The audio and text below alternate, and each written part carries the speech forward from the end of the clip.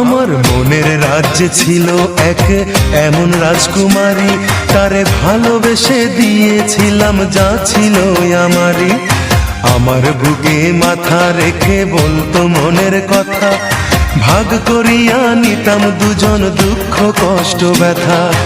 আমি শুধু ছিলাম যে তার প্রেমেরই পূজারি, তার ভালোবাসা করলো আমায় পথেরই ভিখারি।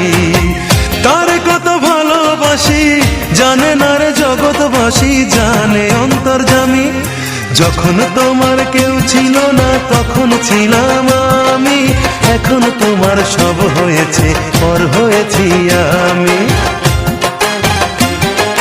যখন তোমার কেউ ছিল না তখন ছিলাম আমি, এখন তোমার সব হয়েছে পর হয়েছি আমি।